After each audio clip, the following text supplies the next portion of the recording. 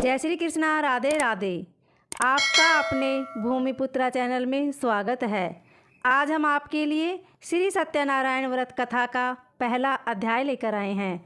अध्याय सुनने से पहले आप हमारे चैनल को सब्सक्राइब करें, बेल आइकन को प्रेस करें ताकि हमारी वीडियो की नोटिफिकेशन सबसे पहले आप तक पहुंचे। वीडियो को लाइक और शेयर ज़रूर करें। एक समय नैमिषारण्य तीर्थ में सैनकादि 88,000 ऋषियों ने श्री सूत जी से पूछा, हे प्रभु, इस कलयुग में वेद विद्या रहित मनुष्यों को प्रभु भक्ति किस प्रकार मिलेगी तथा उनका उद्धार कैसे होगा। इसलिए हे मुनि, कोई ऐसा तप कहिए जिससे थोड़े समय में पुण्य प्राप्त होवे तथा मन वांछित फल मिले। वह कथा सुनने की हमारी इच्छा है। सर्वशास्त्र ज्ञाता श्री सूत जी बोले, हे वैष्णव में पूज्य, आप सब ने प्राणियों के हित की बात पूछी है। अब मैं उस श्रेष्ठ व्रत को आप लोगों से कहूँगा जिस व्रत को नारद जी ने लक्ष्मी नारायण से पूछा था और लक्ष्मीपति ने मुनिश्रेष्ठ नारद से कहा था। सो ध्यान से सुनो। एक समय योगीराज नारद जी दूसरों के हित की इच्छा से अनेक लोकों में घूमते हुए मृत्युलोक में आ पहुँचे। यहाँ अनेक योनियों में जन्मे हुए प्राय सभी मनुष्यों को अपने कर्मों द्वारा अनेकों दुखों से पीड़ित देखकर सोचा, किस यत्न के करने से निश्चय ही प्राणियों के दुखों का नाश हो सकेगा। ऐसा मन में सोचकर विष्णुलोक को गए। वहाँ श्वेत वर्ण और 4 भुजाओं वाले देवों के इस नारायण को देखकर, जिनके हाथों में शंख, चक्र, गदा और पंथ थे तथा वरमाला पहने हुए थे, स्तुति करने लगे। हे भगवान, आप अत्यंत शक्ति से संपन्न हैं। मन तथा वाणी भी आपको नहीं पा सकती। आपका आदि मध्य अंत नहीं है। निर्गुण स्वरूप सृष्टि के आदिभूत व भक्तों के दुखों को नष्ट करने वाले हो, आपको नमस्कार है।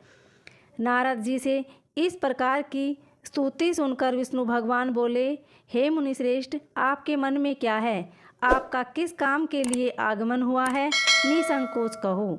तब नारद मुनि बोले, मृत्युलोक में सब मनुष्य जो अनेक योनियों में पैदा हुए हैं, अपने अपने कर्मों के द्वारा अनेक प्रकार के दुखों से दुखी हो रहे हैं। हे नाथ, मुझ पर दया रखते हो तो बतलाइए कि उन मनुष्यों के सब दुख थोड़े ही प्रयत्न से कैसे दूर हो सकते हैं। श्री भगवान जी बोले, हे नारद, मनुष्यों की भलाई के लिए तूने बहुत अच्छी बात पूछी है। जिस काम के करने से मनुष्य मोहों से छूट जाता है वह मैं कहता हूँ। सुनो। बहुत पुण्य देने वाला स्वर्ग तथा मृत्युलोक दोनों में एक दुर्लभ उत्तम व्रत है। आज मैं प्रेमवश होकर तुमसे कहता हूँ। सत्यनारायण का यह व्रत अच्छी तरह विधि पूर्वक करके मनुष्य आयु प्रयत्न यहाँ सुख भोग कर मरने पर मोक्ष को प्राप्त होता है। श्री भगवान के वचन सुनकर नारद मुनि बोले कि उस व्रत का फल क्या है, क्या विधान है और किसने यह व्रत किया है और किस दिन यह व्रत करना चाहिए, विस्तार से कहिए। भगवान बोले, दुख शोक आदि को दूर करने वाला, धन धान्य को बढ़ाने वाला, सौभाग्य तथा संतान को देने वाला यह व्रत सब स्थानों पर विजयी करने वाला है। भक्ति और श्रद्धा के साथ किसी भी दिन मनुष्य श्री सत्यनारायण की प्रातःकाल के समय ब्राह्मणों और बंधुओं के साथ धर्मपरायण होकर पूजा करे। भक्ति भाव से नैवेद्य, केले का फल, घी, दूध और गेहूं का चूर्ण समाया लेवे। गेहूं के अभाव में साठी का चूर्ण, शक्कर तथा गुड़ ले और सब भक्षण योग्य पदार्थ जमा करा के भगवान को अर्पण कर देवें तथा बंधुओं सहित ब्राह्मणों को भोजन करावें। तत्पश्चात स्वयं भोजन करें। नित्य गीत आदि का आचरण कर सत्यनारायण भगवान का स्मरण करते हुए समय व्यतीत करें। इस तरह व्रत करने पर मनुष्यों की इच्छा निश्चय ही पूरी होती है। विशेषकर कली काल में भी भूमि पर यही मोक्ष का सरल उपाय है। बोलिए श्री सत्यनारायण भगवान की जय। श्री सत्यनारायण व्रत कथा का दूसरा अध्याय। सूत जी बोले, हे ऋषियों, जिसने पहले समय में इस व्रत को किया है उसका इतिहास कहता हूँ, ध्यान से सुनो। सुंदर काशीपुरी नगरी में एक अत्यंत निर्धन ब्राह्मण रहता था। वह भूख और प्यास से बेचैन हुआ नित्य पृथ्वी पर घूमता था। ब्राह्मणों से प्रेम करने वाले भगवान ने ब्राह्मण को दुखी देखकर बूढ़े ब्राह्मण का रूप धारण करके उसके पास जा आदर के साथ पूछा, हे विप्र, नित्य दुखी हुआ पृथ्वी पर क्यों घूमता है? हे श्रेष्ठ ब्राह्मण, यह सब मुझसे कहो, मैं सुनना चाहता हूँ। ब्राह्मण बोला, मैं निर्धन ब्राह्मण हूँ, भिक्षा के लिए पृथ्वी पर फिरता हूँ। हे भगवान, यदि आप इसका उपाय जानते हो तो कृपया कर कहो। वृद्ध ब्राह्मण बोला कि सत्यनारायण भगवान मनवांछित फल देने वाले हैं, इसलिए हे ब्राह्मण, तो उसका पूजन कर, जिसके करने से मनुष्य सब दुखों से मुक्त होता है। ब्राह्मण को व्रत का सारा विधान बतलाकर बूढ़े ब्राह्मण का रूप धारण करने वाले सत्यनारायण भगवान अंतर्ध्यान हो गई। जिस व्रत को वृद्ध ब्राह्मण ने बतलाया है, मैं उसको करूँगा। यह निश्चय करने पर उसे रात में नींद भी नहीं आई। वह सवेरे उठ सत्यनारायण के व्रत का निश्चय कर भिक्षा के लिए चला। उसको भिक्षा में बहुत धन मिला, जिससे बंधु बांधवों के साथ उसने सत्यनारायण का व्रत किया। इसके करने से वह ब्राह्मण सब दुखों से छूटकर अनेक प्रकार की संपत्तियों से युक्त हुआ। उस समय से वह ब्राह्मण हर मास व्रत करने लगा। इस तरह सत्यनारायण भगवान के व्रत को जो करेगा वह मनुष्य सब दुखों से छूट जाएगा। इस तरह नारद जी ने नारायण का कहा हुआ यह व्रत मैंने तुमसे कहा। हे विप्रो, मैं अब और क्या कहूँ? ऋषि बोले, हे मुनीश्वर, संसार में इस ब्राह्मण से सुनकर किस किस ने इस व्रत को किया, हम यह सब सुनना चाहते हैं। इसके लिए हमारे मन में श्रद्धा है। सूत जी बोले, हे मुनियों, जिस जिसने इस व्रत को किया है वह सब सुनो। एक समय एक ब्राह्मण धन और ऐश्वर्य के अनुसार बंधु बांधवों के साथ व्रत करने को तैयार हुआ। उसी समय एक लकड़ी बेचने वाला बूढ़ा आदमी आया और बाहर लकड़ियों को रखकर ब्राह्मण के मकान में गया। प्यास से दुखी लकड़हारा उनको व्रत करते देखकर ब्राह्मणों को नमस्कार कर कहने लगा कि आप यह क्या कर रहे हैं और इसके करने से क्या फल मिलता है, कृपया करके मुझसे कहो। ब्राह्मण ने कहा, सब मनोकामनाओं को पूरा करने वाला यह सत्यनारायण भगवान का व्रत है। इसकी ही कृपा से मेरे यहाँ धन धान्य आदि की वृद्धि हुई है। ब्राह्मण से इस व्रत के बारे में जानकर बहुत प्रसन्न हुआ। चरणामृत ले और प्रसाद खाने के बाद अपने घर को गया। लकड़हारे ने अपने मन में इस प्रकार संकल्प किया कि आज नगर में लकड़ी बेचने से जो धन मिलेगा उसी से सत्यनारायण देव का उत्तम व्रत करूँगा। यह मन में विचार कर वह बूढ़ा आदमी लकड़ियाँ अपने सिर पर रखकर जिस नगर में धनवान लोग रहते थे वह ऐसे सुंदर नगर में गया। उस रोज़ वहाँ पर उसे उन लकड़ियों का दाम पहले दिनों से चौगुना मिला।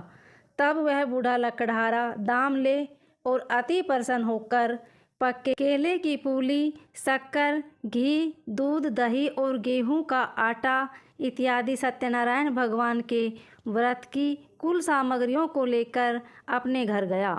फिर उसने अपने भाइयों को बुलाकर विधि के साथ भगवान जी का पूजन किया और व्रत किया। उस व्रत के प्रभाव से वह बूढ़ा लकड़हारा धन पुत्र आदि से युक्त हुआ और संसार के समस्त सुख भोग कर बैकुंठ को चला गया। बोलिए श्री सत्यनारायण भगवान की जय। उम्मीद है आपको यह कथा अच्छी लगी होगी। अगर अच्छी लगे तो कमेंट में ओम नमो भगवते वासुदेवाय अवश्य लिखिए। धन्यवाद। श्री सत्यनारायण भगवान कथा का तीसरा अध्याय। सूत जी बोले, हे श्रेष्ठ मुनियों, अब आगे की कथा कहता हूँ, सुनो। पहले समय में उल्कामुख नाम का एक बुद्धिमान राजा था। वह सत्यवक्ता और जितेंद्रिय था। प्रतिदिन देवस्थानों पर जाता और गरीबों को धन देकर उनके कष्ट दूर करता था। उसकी पत्नी कमल के समान मुख वाली और सती साध्वी थी। भद्रशिला नदी के तट पर उन दोनों ने श्री सत्यनारायण का व्रत किया। उस समय में वहाँ एक साधु वैश्य आया। उसके पास व्यापार के लिए बहुत सा धन था। वह नाव को किनारे पर ठहराकर राजा के पास आ गया और राजा को व्रत करते हुए देखकर विनय के साथ पूछने लगा, हे राजन, भक्ति युक्त चित्त से आप यह क्या कर रहे हैं? मेरी सुनने की इच्छा है, सो आप यह मुझे बतलाइए। राजा बोला, हे साधु, अपने बांधुओं के साथ पुत्रादि की प्राप्ति के लिए यह महाशक्तिवान सत्यनारायण भगवान का व्रत व पूजन किया जा रहा है। राजा के वचन सुनकर साधु आदर से बोला, हे राजन, मुझसे इसका सब विधान कहो। मैं भी आपके कथानुसार इस व्रत को करूँगा और मेरे भी कोई संतान नहीं है और इससे निश्चय ही होगी। राजा से सब विधान सुन व्यापार से निवृत्त हो वह आनंद के साथ घर गया। साधु ने अपनी स्त्री से संतान देने वाले उस व्रत का समाचार सुनाया और कहा कि जब मेरी संतान होगी तब मैं इस व्रत को करूँगा। साधु ने ऐसे वचन अपनी स्त्री लीलावती से कहे। एक दिन उसकी स्त्री लीलावती पति के साथ आनंदित हो सांसारिक धर्म में प्रवृत्त होकर सत्यनारायण भगवान की कृपा से गर्भवती हो गई तथा 10वें महीने में उसके एक सुंदर कन्या का जन्म हुआ। दिनों दिन वह इस तरह बढ़ने लगी जैसे शुक्ल पक्ष का चंद्रमा बढ़ता है। कन्या का नाम कलावती रखा गया। तब लीलावती ने मीठे शब्दों में अपने पति से कहा कि जो आपने संकल्प किया था कि भगवान का व्रत करूँगा, अब आप उसे करिए। साधु बोला, हे प्रिय, इसके विवाह पर करूँगा। इस प्रकार अपनी पत्नी को आश्वासन दे वह नगर को गया। कलावती पितृगृह में वृद्धि को प्राप्त हो गई। साधु ने जब नगर में सखियों के साथ अपनी पुत्री को देखा तो तुरंत दूत बुलाकर कहा कि पुत्री के वास्ते कोई सुयोग्य वर देख कर लाओ। साधु की आज्ञा पाकर दूत कंचन नगर पहुंचा और वहां पर बड़ी खोज कर देखभाल कर लड़की के लिए सुयोग्य वणिक पुत्र को ले आया। उस सुयोग्य लड़के को देखकर साधु ने अपने बंधु बांधवों सहित प्रसन्नचित्त अपनी पुत्री का विवाह उसके साथ कर दिया। किंतु दुर्भाग्य से विवाह के समय भी उस व्रत को करना भूल गया। तब श्री भगवान क्रोधित हो गए और श्राप दिया कि तुम्हें दारुण दुख प्राप्त होगा। अपने कार्य में कुशल साधु बनिया जामाता सहित समुंदर के समीप स्थित रतनपुर नगर में गया और वहाँ दोनों ससुर जमाई चंद्रकेतु राजा के उस नगर में व्यापार करने लगे।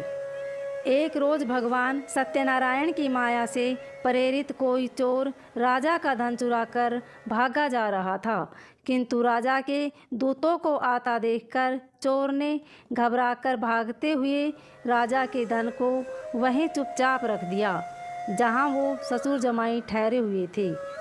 जब दूतों ने उस साधु वैश्य के पास राजा के धन को रखा देखा तो वे दोनों को बांध कर ले गए और प्रसन्नता से दौड़ते हुए राजा के समीप जाकर बोले, यह दो चोर हम पकड़ कर लाए हैं, कृपया आज्ञा दे। तब राजा की आज्ञा से उन्हें कठोर कारावास में डाल दिया गया और उनका सब धन छीन लिया। सत्यनारायण भगवान के श्राप द्वारा उनकी पत्नी भी घर पर बहुत दुखी हुई और घर पर जो धन रखा था चोर चुरा कर ले गए। शारीरिक व मानसिक पीड़ा तथा भूख प्यास से अति दुखित हो अन्न की चिंता में कलावती एक ब्राह्मण के घर गई। वहाँ उसने सत्यनारायण भगवान का व्रत होते देखा।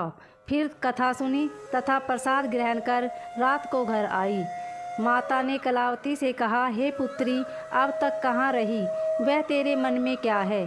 कलावती बोली, हे माता, एक ब्राह्मण के घर श्री सत्यनारायण भगवान का व्रत देखा है।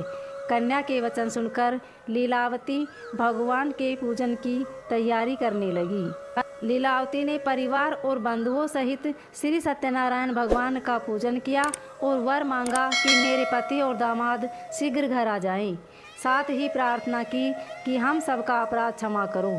सत्यनारायण भगवान इस व्रत से संतुष्ट हो गए और राजा चंद्रकेतु को स्वप्न में दर्शन देकर कहा, हे राजन, दोनों वैश्यों को प्रातः ही छोड़ दो उनका सब धन जो तुमने ग्रहण किया है दे दो, नहीं तो मैं तेरा धन, राज्य, पुत्र आदि सब नष्ट कर दूंगा।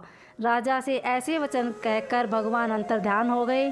प्रातःकाल राजा चंद्रकेतु ने सभा में अपना सौपन सुनाया। फिर दोनों वणिक पुत्रों को कैद से मुक्त कर सभा में बुलाया। दोनों ने आते ही राजा को नमस्कार किया। राजा मीठे वचनों से बोला, हे महानुभाव भावी वंश, ऐसा कठिन दुख प्राप्त हुआ है, अब तुम्हें कोई भय नहीं है। ऐसा कहकर राजा ने उनको नए नए वस्त्र आभूषण पहनाए तथा उनका जितना धन लिया था उससे दुगना धन देकर आदर सहित विदा किया। दोनों वैसे अपने घर को चल दिए। बोलिए श्री सत्यनारायण भगवान की जय। श्री सत्यनारायण व्रत कथा का चौथा अध्याय। सूत जी बोले, वैश्य ने मंगलाचार करके यात्रा आरंभ की और अपने नगर को चला। उनके थोड़ी दूर चलने पर दंडी वेशधारी सत्यनारायण ने उनसे पूछा, हे साधु, तेरी नाव में क्या है? अभिमानी वणिक हंसता हुआ बोला, हे दंडी, आप क्यों पूछते हो? क्या धन लेने की इच्छा है? मेरी नाव में तो बेल और पत्ते भरे हैं। वैश्य का कठोर वचन सुनकर भगवान ने कहा, तुम्हारा वचन सत्य हो। दंडी ऐसा कहकर वहाँ से दूर चले गए और कुछ दूर जाकर समुद्र के किनारे बैठ गई। दंडी के जाने पर वैश्य ने नित्य क्रिया करने के बाद नाव को ऊंची उठी देखकर अचंभा किया और नाव में बेल पत्ते आदि देखकर मूर्छित हो जमीन पर गिर पड़ा। फिर मूर्छा खुलने पर अत्यंत शोक प्रकट करने लगा तथा उसका दामाद बोला, आप शोक न करें, यह दंडी का श्राप है, अतः उनकी शरण में चलना चाहिए, तभी हमारी मनोकामना पूरी होगी। दामाद के वचन सुनकर साधु वणिक दंडी के पास पहुंचा और अत्यंत भक्ति भाव से नमस्कार करके बोला, हे भगवान, आपकी माया से मोहित ब्रह्मा आदि भी आपके रूप को नहीं जानते, तब मैं अज्ञानी कैसे जान सकता हूँ? आप प्रसन्न होइए, मैं सामर्थ्य के अनुसार आपकी पूजा करूँगा, मेरी रक्षा करो और पहले के समान नौका में धन भर दो। उसके भक्ति युक्त चित वचन सुनकर भगवान प्रसन्न हो गए और उसकी इच्छानुसार वर देकर अंतर्ध्यान हो गए। तब उन्होंने नाव पर आकर देखा कि नाव धन से परिपूर्ण है। फिर वह भगवान सत्यनारायण का पूजन कर साथियों सहित अपने नगर को चला। जब अपने नगर के निकट पहुंचा तब दूत को घर भेजा। दूत ने साधु के घर जा उसकी स्त्री को नमस्कार कर कहा कि साधु अपने दामाद सहित इस नगर के समीप आ गए हैं। ऐसा वचन सुन साधु की स्त्री ने बड़े हर्ष के साथ सत्यदेव का पूजन कर पुत्री से कहा, मैं अपने पति के दर्शन को जाती हूँ, तू कार्य पूर्ण कर शीघ्र आना। माता के ऐसे वचन सुनकर कलावती प्रसाद छोड़कर पति के पास गई। प्रसाद की अवज्ञा के कारण सत्यदेव रुष्ट हो उसके पति को नाव सहित पानी में डुबो दिया। कलावती अपने पति को न देखकर रोती हुई जमीन पर गिर गई। इस तरह नौका को डूबा हुआ तथा कन्या को रोता हुआ देख साधु दुखित हो बोला, हे प्रभु, मुझसे या मेरे परिवार से जो भूल हुई है उसे क्षमा करो। उसके दीन वचन सुनकर सत्यदेव प्रसन्न हो गए और आकाशवाणी हुई कि साधु, तेरी कन्या मेरे प्रसाद को छोड़कर आई है, इसलिए इसका पति अदृश्य हुआ है। यदि वह घर जाकर प्रसाद खाकर लौटे तो इसे पति अवश्य मिलेगा। ऐसी आकाशवाणी सुनकर कलावती ने घर पहुंचकर प्रसाद खाया, फिर आकर पति के दर्शन किए। तत्पश्चात साधु ने बंधु बांधवों सहित सत्यदेव का विधि पूर्वक पूजन किया। उस दिन से वह प्रत्येक पूर्णिमा को सत्यनारायण भगवान का पूजन एवं कथा करने लगा। फिर इस लोक का सुख भोग कर अंत में स्वर्ग लोक को गया। बोलिए श्री सत्यनारायण भगवान की जय। श्री सत्यनारायण व्रत कथा का 5वां अध्याय। सूत जी बोले, हे ऋषियों, मैं और भी कथा कहता हूँ, सुनो। प्रजा पालन में लिंग तुग्धध्वज नाम का एक राजा था। उसने भी भगवान का प्रसाद त्याग कर बहुत दुख पाया। एक समय वन में जाकर वन्य पशुओं को मारकर बड़ के नीचे आया। वहाँ उसने ग्वालों को भक्ति भाव से बांधवों सहित सत्यनारायण जी का पूजन करते देखा। राजा देखकर भी अभिमानवश वहाँ नहीं गया और न ही नमस्कार किया।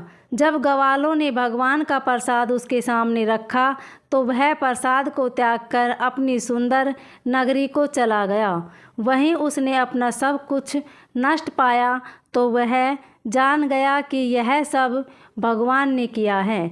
तब वह विश्वास कर ग्वालों के समीप गया और विधि पूर्वक पूजन कर प्रसाद खाया तो सत्यदेव की कृपा से पहले जैसा था वैसा ही हो गया। फिर दीर्घकाल तक सुख भोग कर मरने पर स्वर्गलोक को गया। जो मनुष्य इस परम दुर्लभ व्रत को करेगा भगवान की कृपा से उसे धन धान्य की प्राप्ति होगी तथा सब मनोरथ पूर्ण होकर अंत में वैकुंठ धाम को जाता है। जिन्होंने पहले इस व्रत को किया अब उसके दूसरे जन्म की कथा कहता हूँ। वीरस्थानंद ब्राह्मण ने सुदामा का जन्म लेकर मोक्ष को पाया। उल्कामुख नाम का राजा दशरथ होकर वैकुंठ को प्राप्त हुआ। साधु नाम के वैश्य ने मोरध्वज बनकर अपने पुत्र को आरे से चीरकर मोक्ष को प्राप्त किया। महाराज तुंगध्वज ने स्वयंभू होकर भगवान में भक्ति युक्त कर्म कर मोक्ष को प्राप्त किया। इति श्री सत्यनारायण व्रत कथाएं संपूर्ण। बोली श्री सत्यनारायण भगवान की जय।